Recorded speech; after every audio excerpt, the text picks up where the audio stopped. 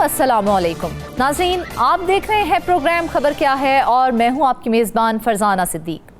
आज के प्रोग्राम में अहम खबरों पर बात करने के लिए इस्लामाबाद स्टूडियो से हमें ज्वाइन किया है रियाजुल हक ने, मुल्तान से हमें ज्वाइन किया है ज़हीर अब्बास ने और पेशावर से हमारे साथ मौजूद हैं मुमताज़ बंगिश। नाज़रीन, प्रोग्राम के पहले हिस्से में बात करेंगे इस्लामाबाद की, जहां से खबर आई है कि महकमा कैपिटल डेवलपमेंट अथॉरिटी के ज़ेरे कंट्रोल 6000 के करीब कमर्शियल और सनती प्रॉपर्टीज़ का रिकॉर्ड जो है वो कंप्यूटराइज्ड नहीं है। तकरीबन 2000 प्लॉट्स का रिकॉर्ड फटे पुराने रजिस्टर्स में रखा गया है। इसी हवाले से ऑडिट रिपोर्ट में अरबों रुपए की माली बेज़ाब्तियां भी सामने आई हैं। महकमे की जानिब से 68 करोड़ रुपए सरकारी घरों की मुरम्मत पर खर्च हुए, लेकिन तामीर मुरम्मत पर कितना खर्च हुआ, कैसे हुआ, कब हुआ, इन सब का रिकॉर्ड ही मौजूद नहीं है, सिर्फ अंदाजे लगाए जा रहे हैं। इसी पर बात करने के लिए हमारे साथ मौजूद हैं खसूसी इस्लामाबाद रियाजुल हक। रियाज, सबसे पहले तो ये बताएं कि ये माली बेज़ाब्तियां कहाँ कहाँ हुई हैं, क्या डिटेल सामने आई हैं? जी बहुत शुक्रिया Farzana. Capital development authority Islamabad का एक ऐसा हाथी है कि जिसको जो भी हुकूमत आती है वो हमेशा उसको अपने मकसद के लिए इस्तेमाल करती है। और इस्लामाबाद का मेरा ख्याल है ये गलत नहीं होगा ये कहना एक अंदाजे के मुताबिक कि 1/4 जो ज़मीन है इस्लामाबाद की वो गैर कानूनी तौर पर अलाट की गई है। गैर कानूनी तौर पे उसको जो है वो उसके कब्ज़े दिए गए, चाहे वो इंडस्ट्रियल था, चाहे वो कमर्शियल था, चाहे वो एग्रो फार्म्स थे, चाहे वो गवर्नमेंट की बिल्डिंग्स थी। उनकी ख़तो किताबत बहुत ज़्यादा एक दक़यानूसी अंदाज में की गई, शफाफियत बिल्कुल नहीं थी। तो आज थोड़ा सा हम जायज़ा लेंगे इस सारी स्टोरी में। ऑडिटर जनरल पाकिस्तान ने जो रिसेंट जो ऑडिट किया था कैपिटल डेवलपमेंट अथॉरिटी का, उसमें क्या क्या जो है बेज़ाब्तियाँ पाई गई हैं, करप्शन की जो है वो मालूमात। और हैरानकुन तौर पर ऑडिटर जनरल ऑफ पाकिस्तान ने जो ऑडिट किया है उसमें भी जब जो ही CDA के ऑडिट का स्टार्ट होता है तो उसमें लिखा हुआ है कि फ्रॉड और बोगस जो अलॉटमेंट्स वगैरह थी प्लॉट्स की वो 1 अरब रुपए की हैं। अब ये हैरानकुन तौर पे है क्योंकि अगर आगे जाके स्टोरीज में जब देखते हैं तो आपको पता चलता है कि 1 अरब रुपए की तो सिर्फ गैर शफाफ जो है कमर्शियल ब्लू एरिया में इस्लामाबाद का जो सबसे अहम जो तजारती जो है इलाका कहा जाता है वो ब्लू एरिया कहलाता है। वहाँ पे न्यू ब्लू एरिया में 1 अरब रुपए के जो प्लॉट्स वगैरह तकसीम हुए थे वो गालिबन 6-7 अरब रुपए के थे तहरीक इंसाफ के दौर में जब हुए थे। तो उसमें CDA ने जो है गबन और उससे काम लिया और चीज़ों को शफाफ अंदाज में नहीं किया। तो बहरहाल ऑडिटर जनरल की रिपोर्ट भी बहुत बेहतर नहीं है, लेकिन कुछ हवालों से हमारे सामने जिसे अंग्रेजी में कहते हैं टिप ऑफ द आइसबर्ग है, और हमें पता चलता है कि एक छोटी सी जो टिप है ये इतने बड़े आइसबर्ग का कितना बड़ा पेशखेमा हो सकती है, कितने मसाइल हैं इसके पीछे। तो सबसे पहले अगर हम आएँ और बात करें जैसे कि प्लॉट्स का आपने जिक्र किया, तो ऑडिटर जनरल की रिपोर्ट के मुताबिक 5777 जो हैं वो ऐसे कमर्शियल, इंडस्ट्रियल और एग्रो फार्म्स जो हैं जो यहाँ पे चूँकि बड़े बड़े उमरा सफरा भी रहते हैं तो उनको छोटे घरों में 2-2 कनाल के घरों में, ज़ाहिर 3 कनाल के घरों में वो नहीं आता। उनके लिए बड़े घर जो हैं फार्म हाउस की शक्ल में, जहाँ पे कानून ये था कि इस्लामाबाद में जब ये CDA बना था तो उसमें यह था कि एग्रो फार्म जो हैं तो इस्लामाबाद की जो सब्जियां हैं ताज़ा और ये जो फल हैं वो इन एग्रो फार्म से आएंगे। ये बाकायदा यहाँ पे एक घर तो होगा किसी की कब्जे में भी होगा, लेकिन तमाम फल और सब्जियां जो हैं वो शायद वहाँ पे 1% भी नहीं उगाए जाते। तो बहरहाल इतनी बड़ी तादाद में 1700 जो कमर्शियल जो प्रॉपर्टीज़ हैं और 1950 इंडस्ट्रियल हैं, 527 एग्रो फार्म्स हैं और गवर्नमेंट की बिल्डिंग जो 1600 हैं। ये 5777 जो है वो कमर्शियल प्लॉट्स बनते हैं, इनका रिकॉर्ड ही नहीं है। हैरानकुन तौर पे 1986 तक का रिकॉर्ड किसी हद तक मौजूद है, उसके बाद का जो रिकॉर्ड है वो CDA के पास बोसीदा रजिस्टर्स में मौजूद है, वो सफ़े फट चुके हैं। किसी किस्म का कोई रिकॉर्ड मौजूद नहीं है कि किस प्लॉट की किस जो एरिया है जो इंडस्ट्रियल एरिया दिया गया है। तो फिर क्या वजह है कि रिकॉर्ड मुरतब भी नहीं कर पाए हैं ये लोग? असल में जब कंप्यूटराइज करेंगे, जिस तरह पाकिस्तान में हमने देखा कि बहुत सी जगहों पे लैंड रिफॉर्म्स जब आई और चीज़ें आई तो बहुत सी चीज़ों को जो है वो पटवार खाने और इन तमाम चीज़ों को पाकिस्तान का जो मुख्तलिफ सूबे हैं, KP और पंजाब ने शुरू किया था, उसको डॉक्यूमेंट करने की कोशिश की, ये सारे रिकॉर्ड पे आ जाए, तो उसको बड़ा रेजिस्ट किया गया था। तो CDA ने बहुत हद तक चीज़ों को डिजिटाइज किया है, देखा है, लेकिन अब भी बहुत से मामलात पे जानबूझकर इन चीज़ों को डिजिटाइज नहीं किया जा रहा, और अगर उनको डिजिटल करते हैं, उनको रिकॉर्ड पे लाते हैं, उनकी स्कैनिंग होती है पुराने रिकॉर्ड्स की, पुराने लीजेस की, पुराने प्लॉट्स की, अलॉटमेंट्स की, तो शायद अरबों रुपए के खांचे निकल आए, गलत अलॉटमेंट्स निकल आए। जिनको इस डिजिटलाइजेशन से मसला हो रहा है, इसमें वज़ीर-ए-आज़म ऑफिस से लेकर जो तमाम बड़ी वजारतों के लोग हैं, ब्यूरोक्रेट्स हैं, और इसी तरह सिविल मिलिट्री ब्यूरोक्रेट्स सब इसमें शामिल हैं, जो इस मामले में शफाफियत को पसंद नहीं करते। तो ये एक मामला नहीं, ऐसे बहुत से मामलात हैं CDA में जो एक फ़ोन कॉल पे हो जाते हैं। अब हमने ये तो कर दिया कि इस तरह के जो प्लॉट्स हैं उनका कोई रिकॉर्ड ही नहीं है। इसके साथ साथ हैरानकुन तौर पर 68 करोड़ रुपये का जो तरक्याती काम है, मिसाल के तौर पर ऐसे काम जो मुरम्मत के काम है, खास तौर पे जो सरकारी घरों में जो किए जाने थे, जो किए जा चुके हैं रिकॉर्ड के मुताबिक, वो 68 करोड़ बनते हैं। लेकिन हैरानकुन तौर पे ऑडिटर जनरल की रिपोर्ट के मुताबिक ना तो इसका कंप्यूटराइज रिकॉर्ड है कि ये जो घरों की मुरम्मत थी ये किन घरों में की गई। अच्छा, उसके बाद कोई ऑर्डर नहीं है कि किस घर की कंप्लेंट आई तो किसका कब करना है, पहले क्या करना है, उसका कोई रिकॉर्ड मौजूद नहीं है। इसके साथ साथ जब घर की जो मुरम्मत की गई उसकी करोड़ों की थी, लाखों की थी, हज़ारों की थी, कितने की थी, उसका कोई रिकॉर्ड मौजूद नहीं है। बस कहा गया है कि जी ये घर है और इतने घर थे, इस सेक्टर में इनकी मुरम्मत कर दी गई। वो वाले मसाइल तो एक तरफ कि जिन लोगों को मसला हो रहा है, जाहिर है उनकी करप्शन वाज़ेह हो जाएगी, सामने आ जाएगी, लेकिन रिकॉर्ड कंप्यूटराइज ना होने की वजह से कौन कौन से मसाइल पैदा हो सकते हैं और कौन कौन से मसाइल पैदा हो रहे हैं? अब जो ऑडिटर जनरल ने जो सबसे बड़ा इंकशाफ किया है इस रिपोर्ट के अंदर, उनका कहना था कि CDA ने एक तो ये काम था कि मुरम्मत का काम जो था वो ऐसे किया कि जहाँ जिसने बुलाया और कर लिया, और इस्लामाबाद में चूँकि बड़े बड़े जो है वो छोटे छोटे हाथी और शेर भी रहते हैं, यानी बड़े बड़े ब्यूरोक्रेट्स भी रहते हैं, सफ़ीर रहते हैं, गैर मुल्की, तो फ़ोन कॉल पे जाके जनाब अगले दिन 24 घंटे में मुरम्मत का काम, तज़यीन आराइश का काम, वज़रा के घरों में, वज़रा के जो अपार्टमेंट्स हैं उनमें, और इसी तरह मुख्तलिफ जो पार्लियामेंट लॉजेस हैं, वो एक फ़ोन कॉल पे हो जाता है। चाहे वो चेयरमैन सेनेट हो, चाहे वो कोई भी इस तरह के स्पीकर वगैरह बड़े लोग ये कॉल करते हैं, वज़ीर-ए-आज़म ऑफिस से कॉल जाती हैं, हो जाते हैं।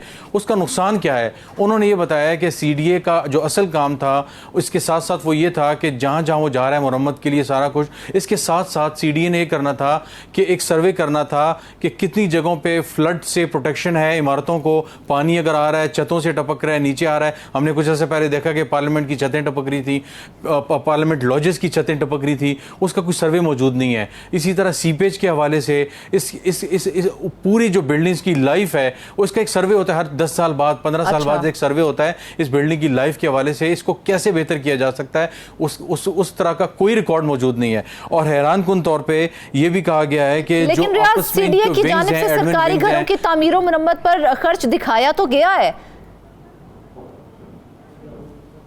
नहीं वो दिखाना तो है, जाहिर है 68 करोड़ पे इन्होंने लगाए, ये ज़ाहिर दिखाना तो था। लेकिन मसला ये है कि मुझे ये लगता है, और ज़ाहिर कुछ लोगों से जो मेरी बात हुई उनका ये कहना था 68 करोड़ दिखाए गए हैं, ये तकरीबन 1.5 अरब से 2 अरब के दरमियान का जो असल में आप खांचा कह सकते हैं जो था, और सिर्फ दिखाया ये 68 करोड़। क्योंकि अगर ये सारे रिकॉर्ड दिखाया जाता तरतीब वार कि कितने घरों की कंप्लेंट्स आई, कितने घरों को हमने किस तरतीब से देखा, किस घर में मुरम्मत की। अब तरीका ये है कि अगर 113 नंबर घर है और उसमें अगर मुरम्मत की गई है, ज़ाहिर हम ये सरकारी घरों की बात कर रहे हैं, तो 113 नंबर घर में अगर मुरम्मत की गई है और उसमें जो सारी मुरम्मत थी, तज़यीन आराइश का काम किया गया है, तो शुरू से लेकर आखिर तक जो काम हुआ उसकी बाकायदा एक डॉक्यूमेंट तैयार होता है, और उसके बाद कंप्लीशन का अलॉटी जो उस घर का रहने वाला होता है उसको दिया जाता है कि ये रिकॉर्ड है, ये मुरम्मत हुई है और ठेका हमें इतने का मिला था, इतने की हमने मुरम्मत करती है। वो रिकॉर्ड ही मौजूद नहीं है, लेकिन ना देने का कोई हिसाब किताब मौजूद नहीं है। खर्च दिखा तो दिया गया है, लेकिन ये रकम कितनी थी, कब और कहां खर्च हुई, इसका कोई हिसाब नहीं दिया गया है। बिल्कुल ऐसे ही है, इसका रिकॉर्ड नहीं दिया गया, और इसका अगर रिकॉर्ड देते हैं तो जाहिर है CDA भी फंसेंगे, वो तमाम जो ब्यूरोक्रेट्स हैं वो फंसेंगे, और बड़ी परेशानी उनके लिए बन जाएगी। क्योंकि मैंने जैसे कहा कि 2 अरब से ज़्यादा की मुरम्मत का काम जो है वो इन्होंने किया। और ये एक इशू नहीं है। इस्लामाबाद में इस्लामाबाद क्लब जो है, अगेन उमरा का एक जो है एक छोटा सा घर है जो एकड़ों पे जो ज़मीन है उसकी चंद रुपयों के हिसाब से सालाना जो है वो लीज जो है वो सीडीए को दी जाती है। उसमें गोल्फ क्लब बनाए गए, उसमें जो है वो स्पोर्ट्स के जिम्स और उसके जो है वो फुटसॉल के जो है वो स्टेडियम्स बनाए गए और कोर्ट्स बनाए गए, टेनिस कोर्ट्स बनाए गए। वो तमाम के तमाम बगैर किसी सीडीए के अप्रूवल के और बगैर किसी इसके जो एडमिनिस्ट्रेशन की अप्रूवल, टॉप मैनेजमेंट से अप्रूवल नहीं किए और बाकायदा तौर पे वो काम कर दिए गए, पैसे सरकारी खजाने से गए। तो इस्लामाबाद क्लब में जो बड़े बड़े लोग आते हैं, 21-22 ग्रेड के अफसरान और बड़े बड़े वज़ीर-ए-आज़म ऑफिस के जो बाबूज और दूसरे लोग हैं, और इसी तरह बड़े बड़े जो इदारे हैं, नेपरा हैं, पेपरा हैं, ओगरा हैं और इस तरह के जो खुद मुख्तार इदारे हैं, उनके जो बड़े बड़े लोग हैं, जो ब्यूरोक्रेट्स हैं, जो डीजीज हैं, जो चेयरमैन हैं, वो भी आते हैं यहाँ पे। तो उनके लिए तो अयाशी का सामान मौजूद है। और इस्लामाबाद के जो रिहायशी हैं, टैक्स पेयर का जो पैसा है, बल्कि कई जगहों पे ये भी आया है कि जो बाकायदा तज़य्युन आराइश का जो काम है वो इंटीरियर मिनिस्ट्री के उसमें शो किया गया है, वो सीडीए को उसके पैसे दिए गए। यानी पूरे पाकिस्तान से जो है वो सीडीए को जो है वो पैसे गए, उससे जो इस्लामाबाद क्लब की और दूसरे जो क्लब्स हैं, गंज यानी कि वो पैसा जो जहां पे खर्च करना चाहिए था वहां पर खर्च नहीं किया गया। लेकिन इन उम्रा के लिए जो है, इन तमाम लोगों के लिए, उनकी आसाइशों के लिए, उनकी लेविश लाइफस्टाइल के लिए खर्च कर दिया गया। बिल्कुल ऐसे ही है। और इसके अलावा इस्लामाबाद में गन्स एंड कंट्री क्लब है, एक और क्लब है जो बना तो तकरीबन 72 एकड़ पे था, लेकिन उन्होंने सोचा कि ये जो जगह हमारे लिए बहुत कम है, तो 33 एकड़ उन्होंने कब्जा कर ली। अब वो ज़ाहिर इतनी प्राइम लैंड है और इतनी कीमती लैंड है कि वो शायद, मेरा ख्याल है कि वो 25 से 30 अरब रुपए की ज़मीन होगी। वो इतनी इंपॉर्टेंट लैंड है। और कहने वालों का ये कहना है, ऑडिटर जनरल की रिपोर्ट में तो उन्होंने लिखा हुआ है, उनका ये कहना था कि इस्लामाबाद क्लब से मुल्हिका जो गन्स एंड कंट्री जो क्लब है, इतनी प्राइम जो लैंड है, इस पे इन्होंने कब्जा किया हुआ है, इसको बड़ी आसानी से वागुजार किया जा सकता है। लेकिन अगेन इसके सामने जो है वो ऐसे ऐसे बड़े बड़े नाम आ जाते हैं, अगर वो ले लिए जाएं तो शायद आईन और कानून भी शर्मा जाए। इतने बड़े बड़े उमरा उसमें शामिल हैं। बिल्कुल, और उसने क्या किया कि हमारे सुनने में ये भी आ रहा है कि कई दिहाइयों से ऑडिट ही नहीं करवाया गया कि घरों की क्या सूरत हाल है। तो आखिर क्या वजह है कि ये ऑडिट नहीं करवाया जा रहा? क्योंकि ये पैसा कहीं और खर्च करना है, इसलिए नहीं ऑडिट किया जा रहा? नहीं, ऑडिट इसलिए नहीं किया जा रहा कि उसकी मद में, मिसाल के तौर पर हमारे चंद ऐसे दोस्त थे, यानी जो ब्यूरोक्रेट्स हैं, उन्होंने हमें खुद बताया कि उनके घर की जो सरकारी घरों में उनकी जो है वो ब्यूरोक्रेट्स हैं, तो वो रहते हैं। तो उन्होंने कहा कि जी हमने अपनी घर की जो मुरम्मत थी, तज़य्युन आराइश थी, वो तकरीबन जो एस्टिमेट लगाया वो 20 लाख रुपए था। अच्छा। तो हमने क्या किया, ये एक छोटी सी मिसाल है, उन्होंने बताया कि हमने क्या किया कि हमने सीडीए को कहा कि आप किसी कॉन्ट्रैक्टर को ये पैसे देने के बजाय हमारे घर का काम ना करवाएं, ऐसा करें कि ये पैसे जो है वो मुझे दे दें बराह रास्त। अच्छा। 20 लाख रुपए, और इस घर की जो सारी मुरम्मत है वो मैं खुद कर लूंगा। अच्छा। तो उन साहब ने 8 लाख रुपए में वो काम करवाया, और जो बाकी 12 लाख रुपए थे वो उनकी जेब में चले गए, और उन्होंने कहा ये कॉन्ट्रैक्टर की जेब में जाने थे, वो मेरी जेब में चले गए। तो आप इससे अंदाजा लगाएं कि पैसों की जो तकसीम है वो इस तरह हो रही है। तो बताया ये गया कागजात में कि 20 लाख रुपए की मुरम्मत जो है नहीं होती, 113, 115 जाते कि इतना पैसा खर्च हुआ है और इतना पैसा लगा है, क्या वो तमाम डॉक्यूमेंटेशन ही गलत की जाती है? फिर यही तो अलमिया है कि जो 68 करोड़ रुपए जो जाहिर किए गए हैं उसमें हैरानकुन तौर पे जो उसमें ये लिखा गया है, उसमें ये लिखा गया है कि 68 करोड़ रुपए हैं, लेकिन आगे जो मामलात हैं वो बड़े हैरानकुन है कि रिकॉर्ड ही मौजूद नहीं है, लिखा ही नहीं गया कि ये क्या है, कि किस घर में मुरम्मत की गई है, कोई डिजिटल कंप्यूटराइज्ड रिकॉर्ड ही मौजूद नहीं है। तो जब आपके पास यही मौजूद नहीं है कि 113 नंबर घर में काम हुआ, 115 नंबर में ये लिखा गया कि G6 और F6, F10, F11 जो है इनमें जो मुरम्मत की गई, और इन सेक्टर में 1300 जो घर थे उनमें मुरम्मत की गई, इसमें पाइपिंग का काम किया गया, सीपेज का काम किया गया, और ये लिखा गया है। और अगर कोई बहुत ज़्यादा कहीं पर जोर आया तो घरों के रैंडमली इन्होंने नाम लिख के दे दिए, क्योंकि हमारे यहाँ जो सीडीए का इंटरनल जो ऑडिट होता है वो भी इंतहाई गैर शफाफ, गैर मेयारी और इंतहाई बोगस समझा जाता है। तो जो एक्सटर्नल ऑडिट है, जो ऑडिटर जनरल ऑफ पाकिस्तान ने करना है, तो वो उनको भी जो है वो बकौल CDA के अफसरान के हम मुर्गे खिला के तो चीज़ों को उनको मसाला उसमें ज़्यादा लगवा के, तो जो इन्होंने मसाला हमारे ऑडिट में लगाना होता है उसमें मसाला कम लगता है, हम मुर्गों में मसाला ज़्यादा लगवा देते हैं, तो उसका ये फायदा होता है। तो अब ये भी सोचने की बात तो ये है कि जिन घरों की तामीर और मुरम्मत की जरूरत होती है, क्या उनकी लिस्ट तैयार नहीं की जाती और लिस्ट के हिसाब से क्या उन्हें चेक नहीं किया जाता, क्या आया उनके ऊपर पैसा खर्च किया गया है या नहीं किया गया है? ये भी एक बड़ी ऑब्जर्वेशन थी कि किसी किस्म की कोई वेटिंग लिस्ट तैयार नहीं की गई कि हमारे पास ये 500 घर, ये 2000 घर जो हैं आए हैं, हाँ। और इस ऑर्डर में आए हैं कि जुलाई में कंप्लेंट आई, अगस्त में कंप्लेंट आई, 2022 में आई, 23 में आई, 24 में आई। ऐसा नहीं है, बस वो बड़े घर से, वज़ीर-ए-आज़म ऑफिस से, या जैसे मैंने कहा कि पार्लियामेंट से, स्पीकर से, और स्पीकर नेशनल असम्बली से, सेनेट के चेयरमैन हो गए, 22 ग्रेड के ऑफिसर हो गए, कैबिनेट डिवीजन से, कहीं से एस्टेब्लिशमेंट डिवीजन से कॉल आ गई कि जनाब ये हमारे साहब हैं और इनको ज़रा देख लें। बस उसके बाद जो है उनका काम हो जाता है। जो बाकी जो आम आदमी हैं, जो आम ब्यूरोक्रेट्स हैं, जिनका कोई रेफरेंस नहीं है, जिनका कोई वो नहीं है, तो फिर वो पहियों को जो है वो टायर लगाने के लिए, ये फाइलों को पहिए लगाने के लिए फिर कुछ जो है उनको पैसे देने पड़ते हैं। मैं ज़ाती तौर पे ऐसे बहुत से ब्यूरोक्रेट्स को जानता हूँ जिनका ये कहना था कि पैसों के बगैर जो है वो काम नहीं हुआ, तो 2-4 पैसे उन्होंने दे दिए, उसके बाद महीने के अंदर उनके घर में जो काम था, पानी का मसला था, लीकेज थी या कुछ भी था,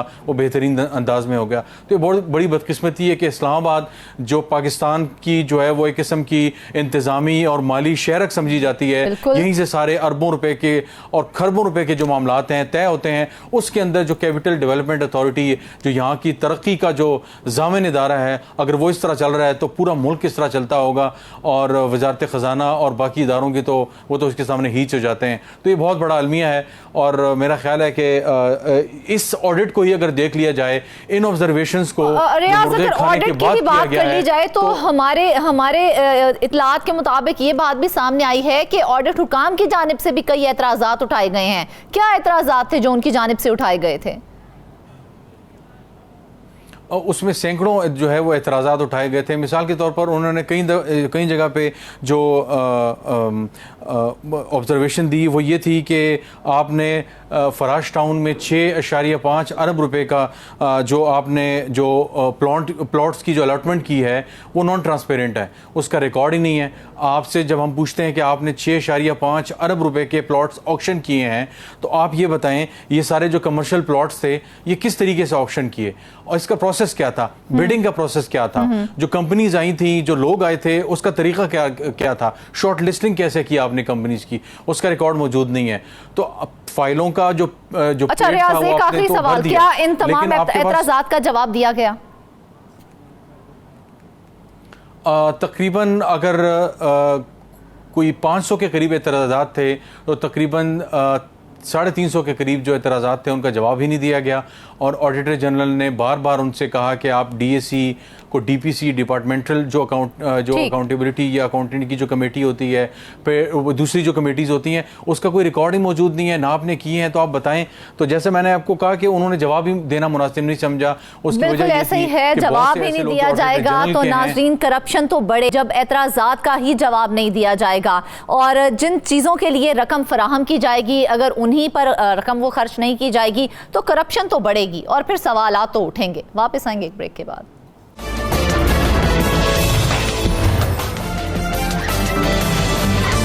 वेलकम बैक नाजरीन। अब बात कर लेते हैं मुल्तान की। नाजरीन, गुज़िश्ता हफ्ते हमने अपने प्रोग्राम में वासा मुल्तान के शोबा इंजीनियरिंग, वर्क्स और फाइनेंस में बोगस अदायगियों की स्टोरी ब्रेक की थी। हमारे प्रोग्राम खबर क्या है कि स्टोरी पर हाउसिंग हुकाम की जानिब से नोटिस भी लिया गया और सेक्रेटरी हाउसिंग जनूबी पंजाब ने बोगस अदायगियों के मामले की इंक्वायरी का हुक्म भी दे दिया है। आपको बताएं कि director general Multan development authority को इंक्वायरी ऑफिसर तैनात किया गया है। इस पर मजीद बात करने के लिए हमारे साथ मौजूद हैं मुल्तान ज़हीर अब्बास। जी ज़हीर, सबसे पहले तो डिटेल्स शेयर कीजिए हमारे साथ। ये तफसीलात इसकी फरजाना यही हैं कि जो वासा अफसरान हैं इन्होंने तरक्याती जो मनसूबे हैं वो मुकम्मल हुए बगैर ही तमाम तर गैर कानूनी अदायगियाँ जो हैं वो 6 करोड़ से ज़ायद की वो कर दी थी। ये थी 2 मनसूबों की। इसके साथ साथ एक ऐसा मनसूबा भी सामने आया है कि जिसका जो है वो सेल्फ इनकम से इन्होंने 4,71,00,000 रुपए की अदायगियां की हैं, उस पर भी सवालिया निशान लगाया गया है। हमने पिछले प्रोग्राम में ये जो सारा मामला इसको उठाया था, उसके बाद जो सेक्रेटरी हाउसिंग है जनूबी पंजाब के, उन्होंने इस पर नोटिस लिया और एक चार्जशीट जो है वो जारी की है, जिस पर 18 मुख्तलिफ इल्ज़ामात जो हैं वो तीनों जो वासा के अफसरान हैं उस पर लगाए गए हैं। और उस हवाले से जो DG MD हैं उनको मुकम्मल इंक्वायरी करके रिपोर्ट जो है वो जमा करवाने की हिदायत की गई है।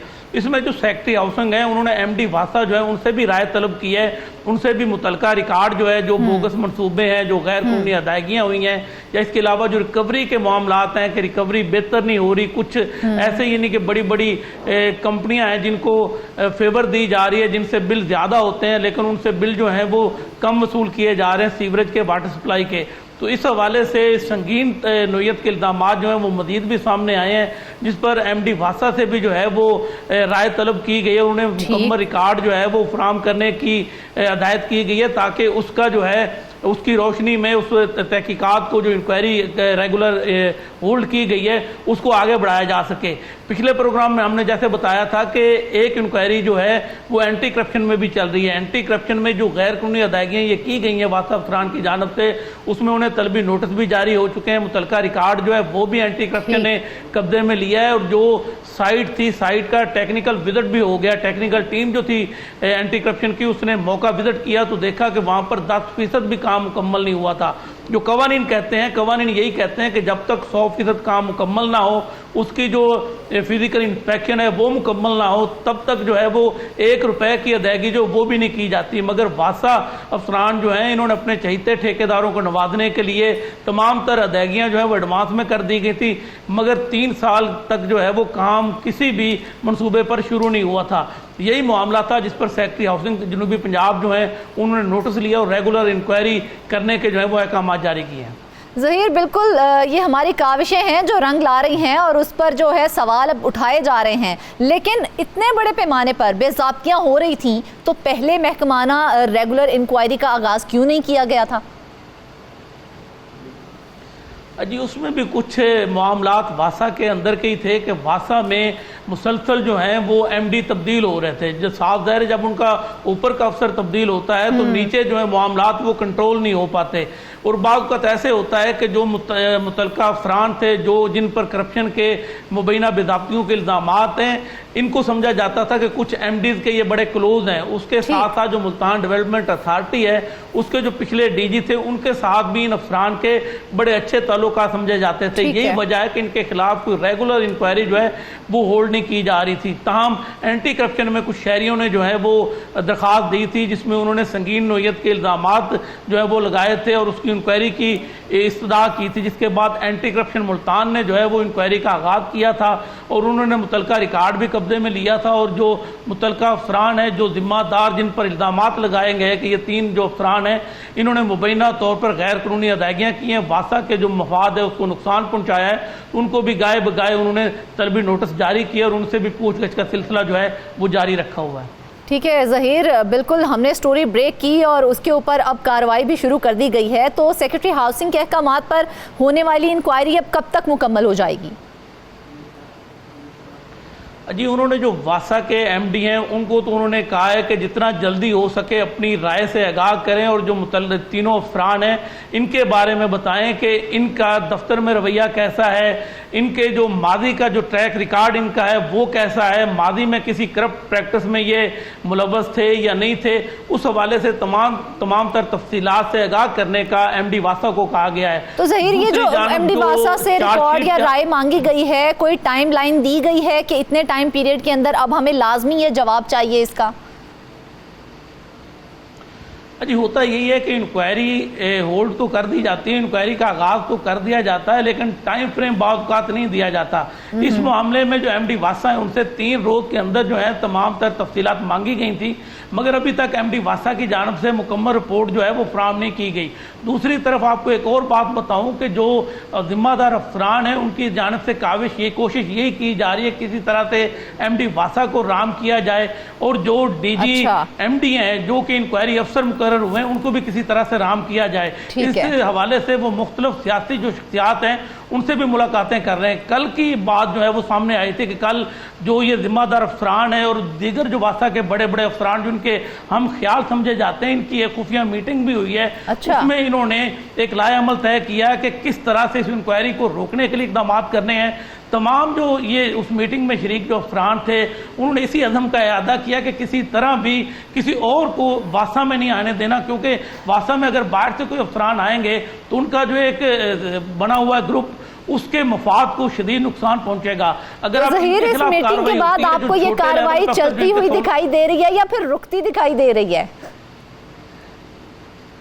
अजी बात यह है कि जो सेक्रेटरी हाउसिंग है उन्होंने तो वाज़ेह अहकाम जारी किए हैं, इवन कि उन्होंने अपनी जो इंक्वायरी के लिए लेटर जारी किया था उसमें चार्जशीट भी जो है वो मुरतब की थी। 18 संगीन नोयत के इल्ज़ामात जो है उसकी मुकम्मल तहकीकात करने का हुक्म दिया था।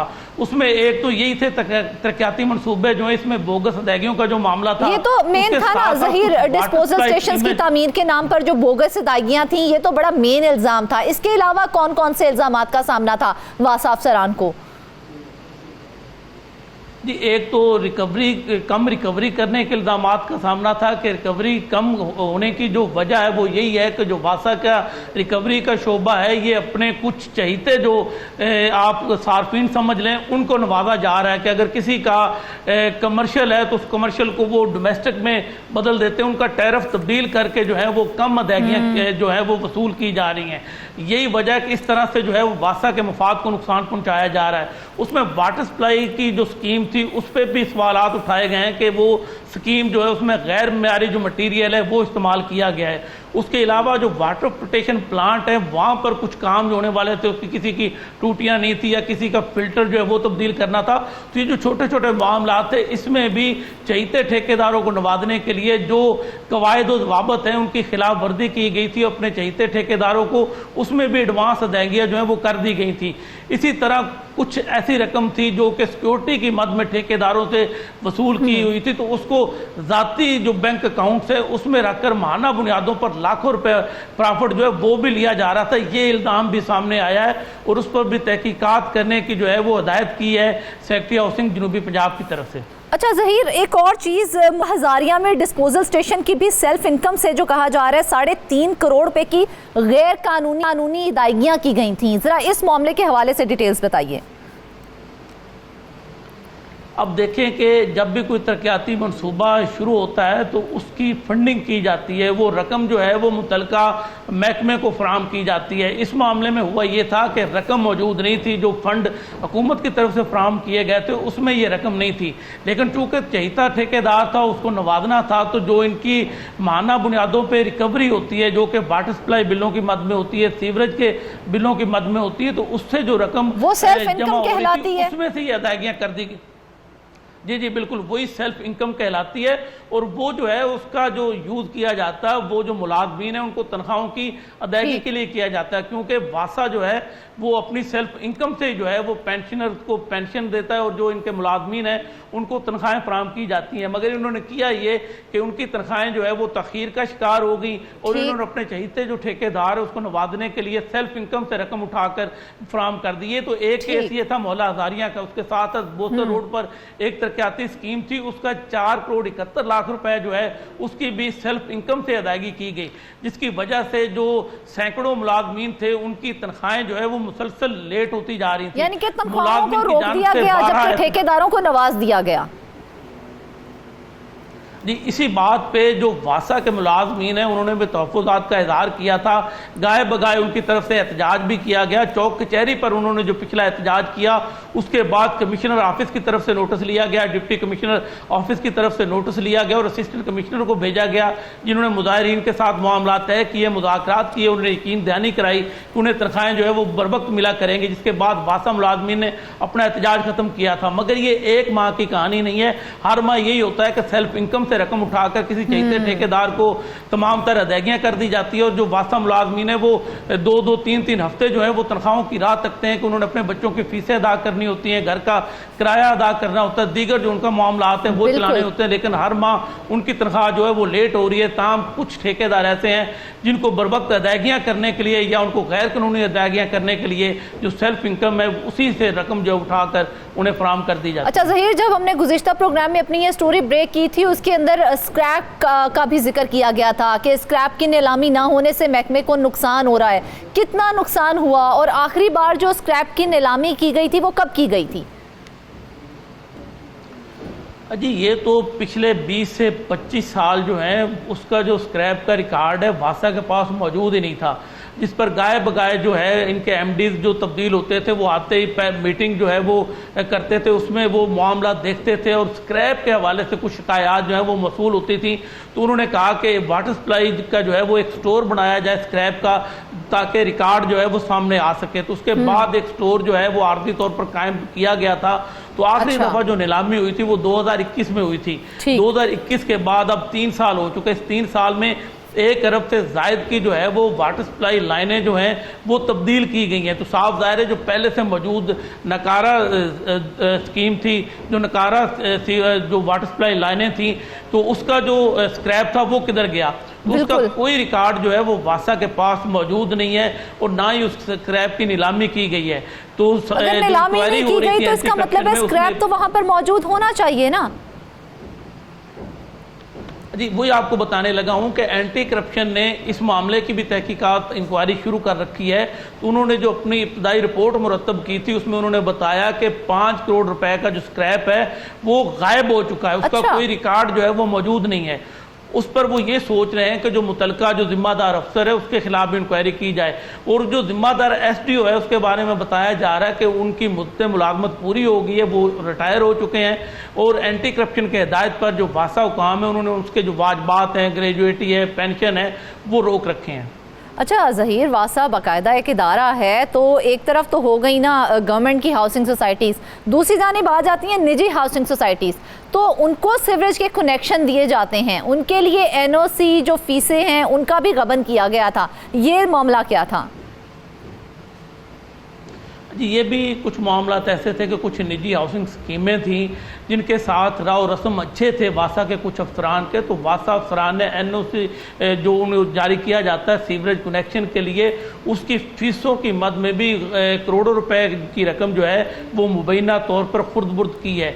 जो चार्जशीट जारी की गई सेक्रेटरी हाउसिंग की तरफ से उसमें उन फीसों का भी हवाला दिया गया है कि वो भी तमाम तर रिकॉर्ड जो है वो सामने लाया जाए और उसकी जो है वह वेरिफिकेशन की जाए कि कितनी फीसें जो हैं जमा हुई थी और कितनी मुबैना तौर पर खुर्द-बुर्द की गई हैं।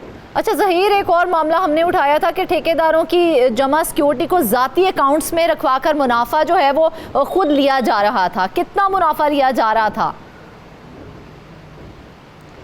जो बताया जो जा रहा है वो तकरीबन 30 करोड़ के करीब जो है वो रकम थी जो कि सिक्योरिटी की मद में इनके पास मौजूद थी। तो उसको होता कवानीन के मुताबिक यही है कि जो भी सिक्योरिटी डिपॉजिट होता है वो जो सरकारी अकाउंट होता है उस महकमे का उसमें जमा करवाया जाता है। मगर इस मामले में ये हुआ कि मुबैना तौर पर जो अफसरान थे उन्होंने ज़ाती अकाउंट में वो रकम जो है वो शिफ्ट की और उससे जो है वो माहाना प्रॉफिट जो है वो लेते रहे। जब ये मामला सामने आया है तो उस पर जो सेक्रेटरी हाउसिंग है उन्होंने इस मामले की भी बाकायदा इंक्वायरी करने की हिदायत की है और जो इनके DGMD हैं उनको हिदायत यही जारी की है कि रिपोर्ट जो है वो जल्द मुरतब की जाए। जो पिछले इल्ज़ामात हैं, जो गैर कानूनी अदायगियों के इल्ज़ामात हैं, जो रिकवरी कम होने के इल्ज़ामात हैं, उसके साथ साथ इन इल्ज़ामात की भी इंक्वायरी मुकम्मल करने की हिदायत की गई है। ठीक है, यानी कि अब जो मामलात हम उठा रहे हैं, आवाम के सामने वो मसाइल रख रहे हैं, उन पर सवाल भी हैं और कार्रवाइयाँ भी हो रही हैं। हमारे लिए ये खुशी का बायस है कि हम आवाम की फलाह के लिए जो भी मसला उठाते हैं अब हुकूमत कम अज़ कम उस पर कान ज़रूर धरती है और हम ये मसाइल यूं ही उठाते रहेंगे। वापस आएंगे एक ब्रेक के बाद।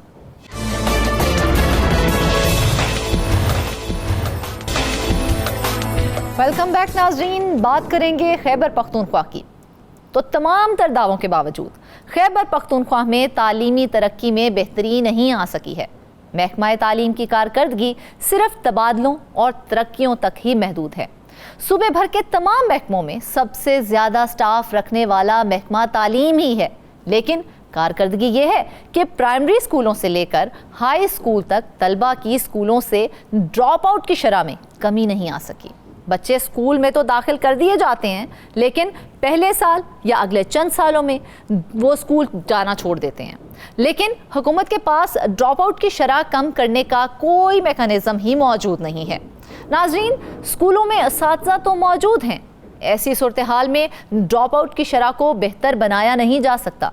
खैबर पख्तूनख्वा में तालीमी एमरजेंसी लगाई गई है, लेकिन तालीमी एमरजेंसी का ये हाल है कि तमाम बच्चों को स्कूलों तक लाया ही नहीं जा सका। इस बारे में बात करते हैं हमारे पेशा ब्यूरो चीफ मुमताज़ बंगिश से। जी मुमताज़ साहब, बताइएगा कि खैबर पख्तूनख्वा में तालीम को फ़रोग देने के दावे तो बहुत किए गए, क्या अब भी बच्चे बगैर तालीम के बड़े हो रहे हैं? शुक्रिया फरजाना। असल में ये जब आप इंट्रो दे रही थी तो मुझे वो वक्त याद आ गया जो आज से कोई एक दहाई कबल हम यही सुनते आ रहे थे कि खैबर पख्तूनख्वा में बच्चे स्कूलों में तो दाखिल हो जाते हैं, लेकिन वो बहुत जल्द, मतलब चंद महीनों या 1-2 साल के बाद वो स्कूल जाना तर्क कर देते हैं। उस वक्त कुछ और वजूहात थी, गुर्बत की शरह जो थी वो ज़्यादा थी, लेकिन इस वक्त तमाम तरक्की के बावजूद और कई साल गुजरने के बावजूद सूरत हाल बजाय इसकी कि उससे बेहतर होती, मजीद उसमें जो बेहतरी है वो उसकी तो कोई उम्मीद नज़र नहीं आ रही, अलबत्ता ख़राब होती जा रही है। ड्रॉप आउट का जो आप जिक्र कर रही हैं, ड्रॉप आउट यहाँ महकमा तालीम का एक बहुत बड़ा मसला है जिस पर अभी तक काबू नहीं पाया जा सका। कभी वो तालीमी इमरजेंसी लगती है, कभी असातिज़ा की तादाद बढ़ाई जाती है, कभी डेली वेजेस पर असातिज़ा भर्ती कर दी जाते हैं, कभी कॉन्ट्रैक्ट पर कर दिए जाते हैं। और जो दिलचस्प बात है वो ये है कि महकमा तालीम वो महकमा है कि जहां असातिज़ा की तादाद तमाम दीगर महकमों से ज़्यादा है, लेकिन इसके बावजूद इसकी कारकर्दगी इतनी है कि इस वक्त भी खैबर पख्तूनख्वा में बच्चे बगैर तालीम के बड़े हो रहे हैं और जो नाखानदगी की शरह है उसमें इस हद तक तो इजाफा हो जाता है कि लोग कह देते हैं कि अपना नाम लिख लेते हैं या थोड़ा बहुत पढ़ लिख सकते हैं, लेकिन वो उसी तालीम की शरह में बेहतरी करार नहीं दिया जा सकता। वो अलबत्ता खानदगी की शरह को जिससे हुकूमत ने एक मेयार बनाया हुआ है, उसमें अगर कोई बेहतरी हो तो उसका नाम खानदगी की शरह की बेहतरी का नाम दे सकते हैं। लेकिन जो सूरत हाल है, जो गंभीर सूरत हाल है, वो यहाँ की ड्रॉप आउट की शरह है। और यहाँ जो इसमें जो सबसे दिलचस्प बात है वो ये है कि कोई दूर दराज या पसमानदा अजला में नहीं, बल्कि शहरों में ये शरह जो है वो बढ़ती जा रही है। अच्छा। मिसाल के तौर पे बाजौड़, वो तो ठीक है, एक कबायली जिला है और वहाँ जो ड्रॉप आउट की शरह है वो सबसे ज़्यादा है, यानी 1,12,337 बच्चे जो हैं टोटल ये स्कूलों में जो दाखिल हो जाते हैं वो बाद में जाना ही छोड़ देते हैं। और परसेंटेज की ही बात कर लें, क्योंकि आपने कहा कि जो वहाँ पर उसातिज़ा हैं वो बहुत ज़्यादा हैं, लेकिन स्टूडेंट हैं वो तो हैं नहीं, लेकिन तालीमी इमरजेंसी लगाई जाती है, उसके बावजूद ड्रॉप आउट रेट की जो सूरत हाल है, परसेंटेज कितनी जा रही है उसकी?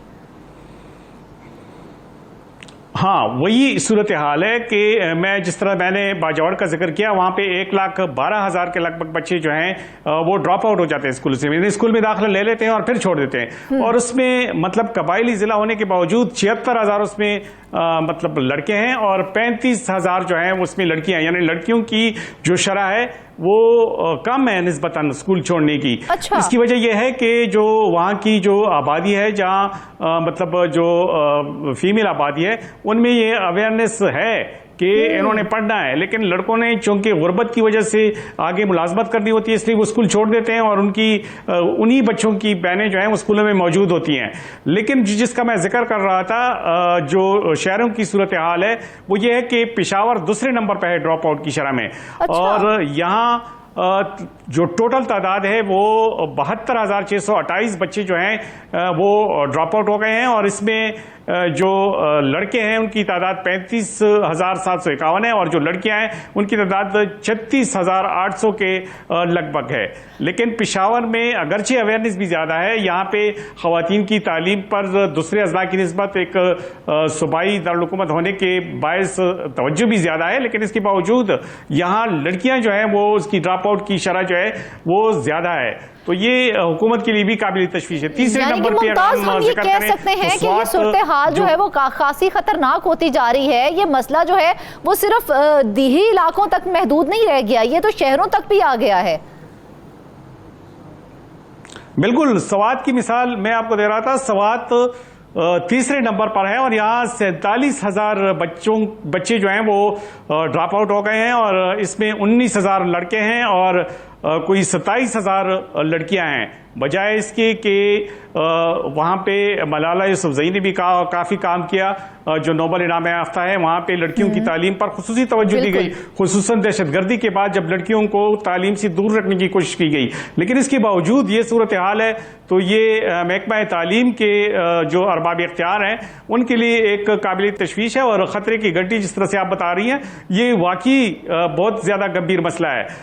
हम अगर बात करें मारदान की, ये खैबर पख्तूनख्वा का दूसरा बड़ा शहर है और यहाँ जो ड्रॉप आउट की शरह है ये 45,000 से ऊपर है, उसमें 19,000 लड़के हैं और 25,000 लड़कियां हैं। अच्छा। यानी फरजाना आप ये देखें कि जो बड़े शहर हैं पेशावर और मारदान, वहां पे लड़कियों की जो शरह है ड्रॉप आउट की शरह है वो ज्यादा है और जो दीही इलाके हैं, जो दीही डिस्ट्रिक्ट्स हैं, वहां पे लड़कियों की शरह कम है। तो गवर्नमेंट को ये सिर्फ महकमा तालीम की जिम्मेदारी नहीं बल्कि तो ये है कि जो दीही इलाकों के लोगों को ज़रूर आ गया शहरों के निस्बत। उसकी वजह यह है कि क्योंकि दीही इलाकों में गुर्बत ज्यादा है, वहां बच्चे जो है स्कूल छोड़ के छोटा मोटा काम शुरू कर देते हैं, कहीं कोई रेडी लगा लेते हैं, कहीं सब्जी बेचना शुरू कर देते हैं। चूंकि वहां पे लड़कियां जो है वो तो काम नहीं करती तो इसलिए वो स्कूलों में चली जाती हैं। वो तो पढ़ लिख जाती हैं, थोड़ा बहुत तो पढ़ लिख जाती हैं, ड्रॉप आउट की शरह कम है, वो भी आगे जाकर उनको चूंकि स्कूलों की सहूलियात ज्यादा मैसर नहीं है तो मैट्रिक से पहले या मैट्रिक के बाद वो स्कूल छोड़ देते हैं। लेकिन लड़के अनपढ़ बड़े होते जा रहे हैं और इसकी खैबर पख्तूनख्वा जैसे सूबे में जहां पे दहशतगर्दी जो है एक बार फिर सर उठाने लगी है, तो ऐसे लोग जो हैं इनको दहशतगर्दी की इस फिजा से बचाने के लिए जरूरी है कि इनको स्कूलों तक ले आएं। लेकिन एनरोलमेंट पर तवज्जो दी जाती है। इसी पर तवज्जो देने के लिए वो जो तालीमी इमरजेंसी की बात आपने की थी, खैबर पख्तूनख्वा में ज्यादा से ज्यादा बच्चों को स्कूलों में लाने के लिए डबल शिफ्ट शुरू की गई थी, तो उसकी क्या पोजीशन है इस वक्त? जी बिल्कुल, डबल शिफ्ट की जो सूरत हाल है वो तो इससे भी बुरी सूरत हाल है। अब जो एक रिपोर्ट आई है उसके मुताबिक जो बाज़ स्कूल हैं उसमें जो डबल शिफ्ट का गलत रिकॉर्ड शो किया गया, तलबा की तादाद वहाँ पे इतनी नहीं थी जितनी बताई गई। ज़्यादातर डबल शिफ्ट की स्कूलों में असातिज़ा की कारकर्दगी उस रिपोर्ट में नाकिस बताई गई है। पेशावर की मिसाल अगर ले लें तो 3 डबल शिफ्ट स्कूलों को बंद करने की इंक्वायरी रिपोर्ट में सिफारिश की गई है। टाउन 2 के 22 स्कूलों में 18 डबल शिफ्ट जो है स्कूल बंद है और 4 फ़ाल हैं।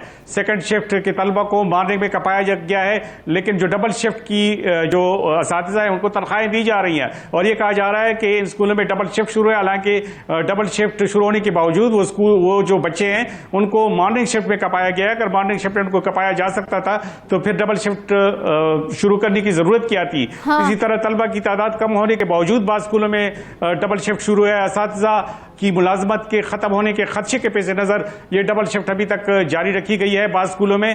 और अब जो रिपोर्ट आई है उसमें तो ये कहा गया है कि ये जो बाद स्कूल है बता रहे हैं कि डबल शिफ्ट के वो फायदे तो हासिल हो ही नहीं रहे हैं, तो क्यों जारी रखा हुआ है उसे, अब तक खत्म क्यों नहीं कर रहे हैं फिर?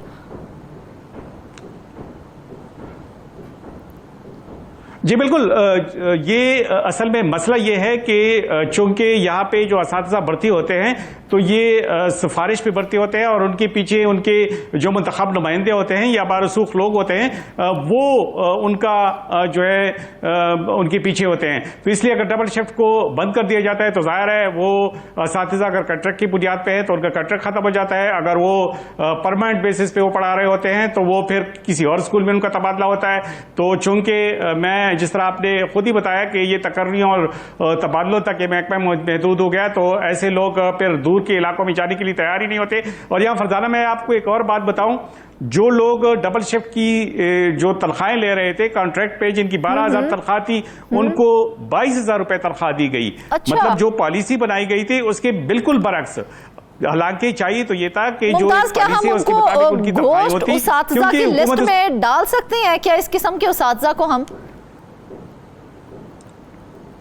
नहीं, गोस्ट तो हम इसे नहीं कह सकते, लेकिन उससे मिलती जुलती सूरत हाल इसलिए है कि अगर बच्चे मॉर्निंग शिफ्ट में पढ़ रहे हैं और उनके लिए जो डबल शिफ्ट में वो असातिज़ा मौजूद हैं, तो फिर वो असातिज़ा अगर स्कूल आए भी तो मुफ्त की तनख्वाहें ले रहे हैं। और दूसरी बात यह है कि तलबा की तादाद जब पूरी ना हो और स्कूल में डबल शिफ्ट शुरू हो तो ये ज्यादती है, क्योंकि हुकूमत की एक पॉलिसी है कि एक खास तादाद जो है उनके लिए मुकर्रर है कि डबल शिफ्ट में जब इतनी तादाद हो तो वहां पे डबल शिफ्ट शुरू की जा सकती है। टाउन 1 की एक मिसाल ले लें, एक साल के दौरान 7,44,000 रुपए इजाफी तनख्वाहों में दिए गए। एक छोटा सा टाउन है पेशावर के इलाके में। इस तरह पेशावर की दूसरी तहसील टाउन 2 है, जहां 22 स्कूलों के प्राइमरी और हेड टीचर्स को एक साल में 20,29,000 रुपए जो है वो इजाफी दिए गए। इसी तरह टाउन 3 में 22 स्कूलों के असातिज़ा को 5,21,000 रुपए इजाफी दिए गए। हालांकि जो मुरवजा तरीक़ाकार है उसके मुताबिक उनकी तनख्वाहें इतनी नहीं बनती थी। टाउन 4 में 10 स्कूलों के असातिज़ा को 5,28,000 रुपए इजाफी दिए गए।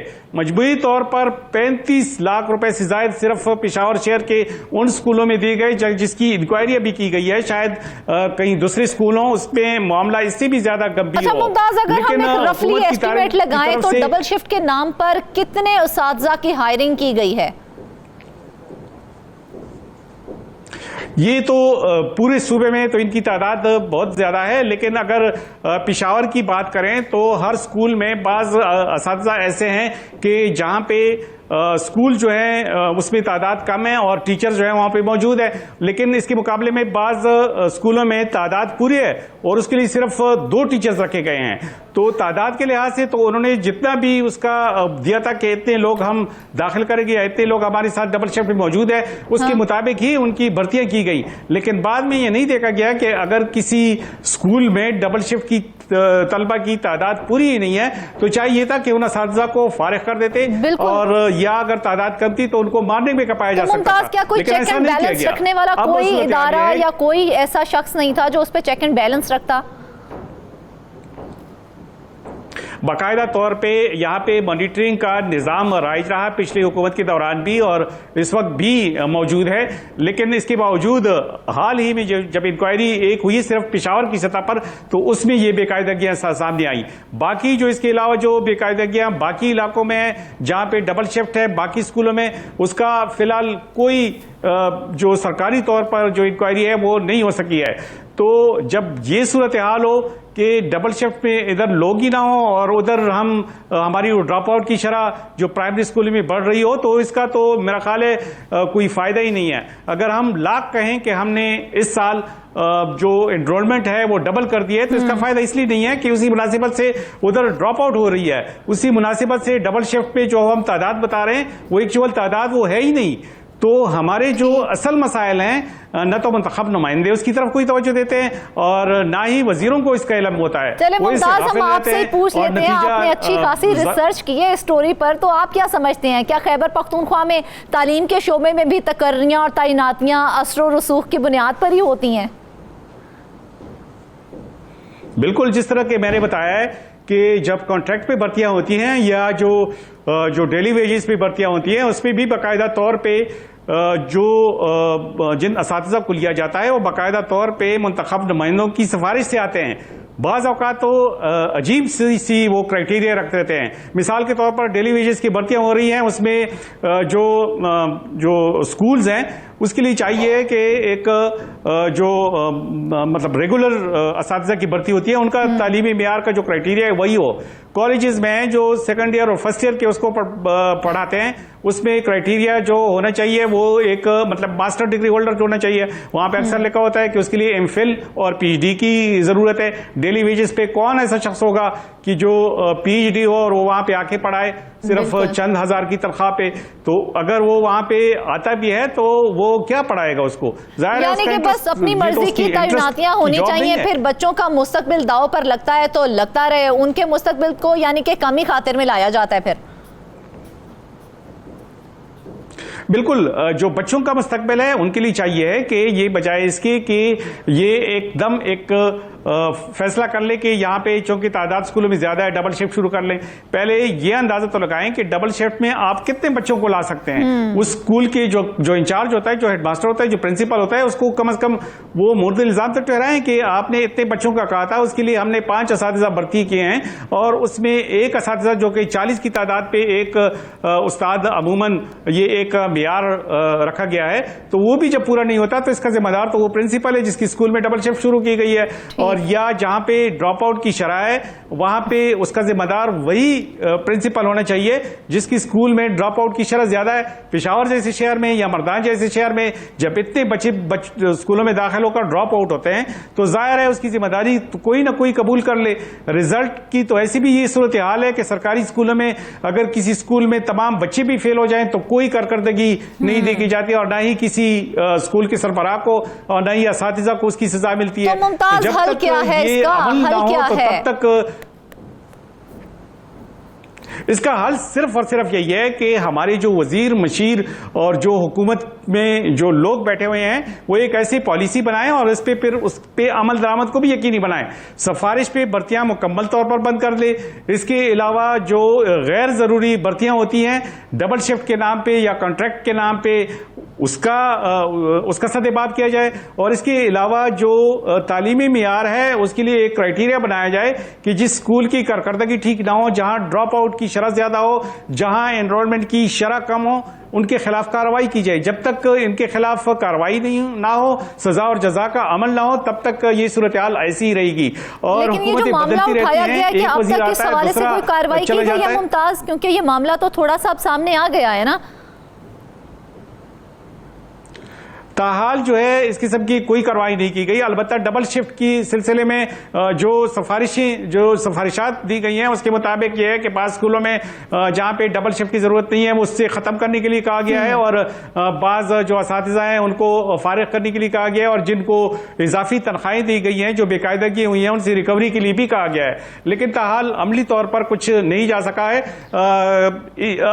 फिलहाल ये जो है ये सिर्फ कागजी कार्रवाई तक मौजूद है, और जो सिफारिशात दी गई वो हुकूमत को भेज दी गई हैं। अब अगर कोई सिफारिश आती है या कोई बारसूख लोग होते हैं तो जाहिर है वो फिर खुद को बचाने के लिए सरतोड़ कोशिश करेंगे, और ऐसे में फिर इन लोगों के खिलाफ कार्रवाइयां भी अमूमन रुक जाती हैं और कोई कार्रवाई नजर नहीं आती। तो बिल्कुल मुमताज, देखा जाए तो तालीम शोबे का ये हाल होना इंतहाई अफसोसनाक है। नाजरीन, हमारी दी हुई एक भी खबर पर हुकूमत की जानिब से, हुकाम बाला की जानिब से या फिर अफसरान की जानिब से एक्शन ले लिया जाता है तो हम समझते हैं कि हमारा मकसद पूरा हो गया है। खबर क्या है कि पूरी टीम अपनी काविशें इसी तरह से जारी रखेगी। नाजरीन, आज के प्रोग्राम से बस इतना ही। मजीद अहम खबरों के साथ फिर हाजिर होंगे। इजाजत दीजिए, अल्लाह हाफिज।